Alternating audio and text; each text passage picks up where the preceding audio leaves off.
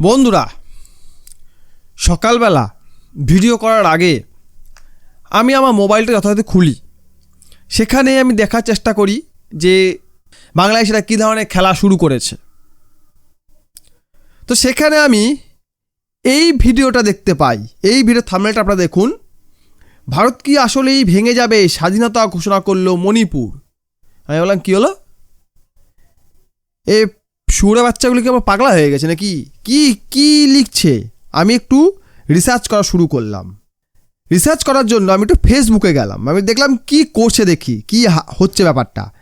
আমি দেখলাম ওখানে একজন পোস্ট করেছে, ভারত কি কেল্লা ফতে, ভারতের 7 সিস্টারে এক বোন মানে মণিপুর স্বাধীন রাষ্ট্র হিসেবে ঘোষণা করলো। কি হলো? সে আবার লিখছে, ভারত থেকে বের হয়ে স্বাধীন রাষ্ট্র ঘোষণা করলো মণিপুর, নতুন দেশ হিসেবে মণিপুরকে স্বাগত। আমি বললাম, ভারতীয় সেনা কি দুর্বল হয়ে গেছে নাকি ভাই? আমরা নাকি পৃথিবীর 4th স্ট্রংগেস্ট আর্মি, আমরা কি দুর্বল হয়ে গেছি যে একটা স্টেটকে আমরা কন্ট্রোল করতে পারবো না, রাখতে পারবো না? তখন আমি গুগলে সার্চ করলাম যে ব্যাপারটা কি। কেননা তার কাটা বাংলাদেশিদের কোনো বিশ্বাস নেই। এরা মন গড়া কাহিনী ছড়াতে অভ্যস্ত, এরা মিথ্যাচার করতে অভ্যস্ত। মিথ্যা সবাই বলে, আমি বা আপনি বা যে কেউ সত্যবাদী যুধিষ্ঠির কেউ নই, আমরা প্রত্যেকে মিথ্যাটা বলে থাকি। কিন্তু বাংলাদেশিরা এতে পিএইচডির ওপরে কোনো ডিগ্রি থাকলে সেই ডিগ্রি করে রেখেছে। ঠিক আছে, সৌরা বাচ্চাগুলো সেরকম ডিগ্রি করা আছে, তাই এরা ভারত সম্বন্ধে মিথ্যাচার করে বেড়ায়, এটা নিয়ে কোনো সন্দেহ নেই। তাই আমি একটু গুগলে গেলাম সার্চ করতে। ওখানে দেখলাম মণিপুরে আক্রান্ত কুকি বিধায়ক ভালভে প্রয়াত। এর ফলে মণিপুরে নতুন মুখ্যমন্ত্রী ওয়াই খেমচাঁদ সিংহ, মানে উনি মণিপুরের মুখ্যমন্ত্রী ছিলেন এক্স, কারণ গত 1 বছর ধরে মণিপুরে রাষ্ট্রপতি শাসন জারি ছিল। কেন মণিপুরে আমরা জানি কুকি এবং ওখানকার সরকারের সঙ্গে একটা সংঘর্ষ চলছে, যার ফলে মণিপুর অশান্ত হয়ে আছে। মণিপুর নিয়ে সরকারের উদাসীনতা দেখে সত্যিই খারাপ লাগে যে ভারতে একটা স্টেট অশান্ত হয়ে আছে কিন্তু সরকারের কোনো ভ্রুক্ষেপ নেই। তো যাই হোক, মন্ত্রিসভা গঠন করেছে এবং ওখানে 13তম মুখ্যমন্ত্রী হিসেবে শপথ নিয়েছেন মুখ্যমন্ত্রী ওয়াই খেমচাঁদ সিংহ। উনি একজন বিজেপির এমএলএ এবং এর ফলে কি হয়েছে, মণিপুরে নতুন করে অশান্তি সৃষ্টি হয়েছে। তাহলে এই ছবিটা এলো কোত্থেকে?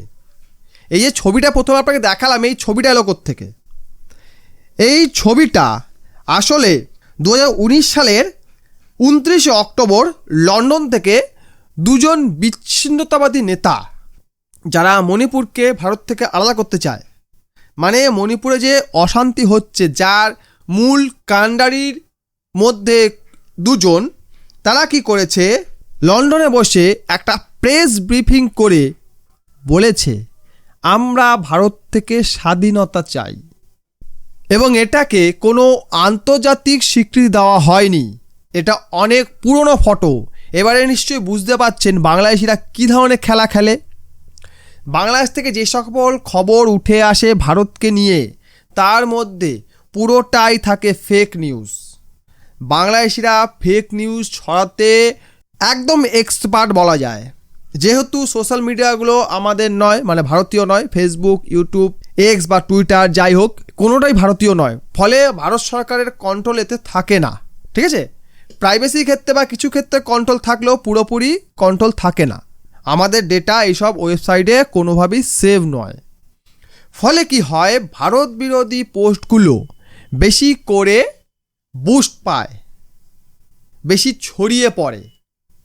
এর ফলে কি হয়, বাংলাদেশ বলুন, চীন বলুন কি পাকিস্তান বলুন, এদের করা পোস্টগুলো আমাদের নজরে বেশি আসে এবং আমাদের মধ্যে নেগেটিভিটি ছড়ানোর চেষ্টা করা হয়। এবং এতে সবচেয়ে বেশি ব্যবহার করা হয় ফেসবুককে। এবং এই কারণে দেখবেন এই সকল পাগল ভারত বিরোধী পোস্টগুলো বাংলাদেশিরা বা পাকিস্তানিরা ফেসবুকেই করে। ইউটিউবে আমি সেই রকমভাবে দেখি না, কারণ ইউটিউবে কিছুটা হলো রেস্ট্রিকশন আছে। তবে কিছু ভিডিও থাম্বনেল এরকম আসে, কিন্তু যেই ভিডিওটা আমি আপনাকে দেখালাম থাম্বনেলটা, ওটা কিন্তু ভেতরে গেলে পুরোপুরি অন্য চিত্র। মানে আপনাকে থাম্বনেলটা দিয়েছে ক্লিক বেট করার জন্য, কিন্তু ভেতরে খবরটা বলছে যেটা আমি এক্ষুনি আপনাকে বললাম, 2019 সালের একটা ছবি, এটাকে ভাইরাল করার চেষ্টা করা হচ্ছে বা এই ধরনের খবর কিন্তু দেওয়া হচ্ছে।